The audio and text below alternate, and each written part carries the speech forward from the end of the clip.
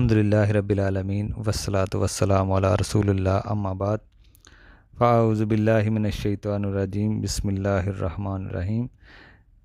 हज के अहकाम व मसाइल इस सीरीज़ में आज जिस टॉपिक पे बात होगी वो ये है कि नबी के कब्र से मुतल्लक़ गैर मसनून काम, नबी अलैहि सल्लम की कब्र से मुतल्लक़ गैर मसनून काम, यानी कि बाद लोग समझते हैं हज के बाद मदीना जाना ज़रूरी है।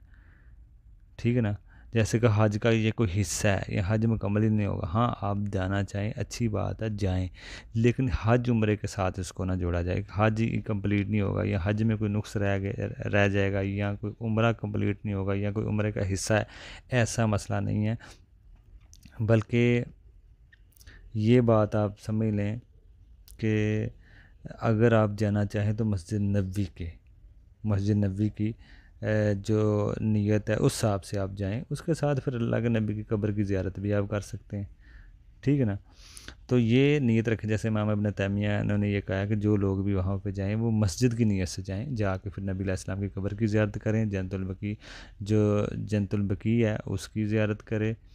ठीक है ना, बकी की ज़ियारत करे, जो कि बकी जो कब्रस्तान है उसकी ज़ियारत करे, तो जाके ये भी साथ काम हो सकता है। लेकिन स्पेशल इस लिए से सफ़र ना करे, बर उनकी एक राय है, कौल है। बाकी दूसरा गैर मसनून तरीके भी लोग वहाँ पे कर रहे होते हैं। जो गैर मसनून जो दरूद है वो पढ़ रहे होते हैं, आप दरूद इब्राहिम पढ़ें, वो साबित है।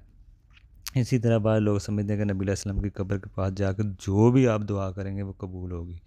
ऐसा कोई मसला नहीं है, दुआएं कबूल हो भी सकती हैं, नहीं भी। ठीक है ना, बाद साहबा की भी दुआएं कबूल होती थी, बाद नहीं होती थी। तो ये अकीदा रखना कि हर दुआ कबूल होगी वहाँ पे जाके, ऐसा कोई मसला नहीं है। इसी तरह उल्टे पाँव वहाँ से निकलना, ये भी कोई ज़रूरी नहीं है कि आप उल्टे पाँव चलें, ऐसा कोई मसला नहीं है। तो ये काम है जो हम वहाँ पे हमें जो करने चाहिए, जो सही हैं वो काम करने चाहिए, जो सुन्नत से साबित है। जो सुन्नत से साबित है वो कामों से हमें परहेज़ करना चाहिए। अल्लाह ताला हमें अमल की तौफीक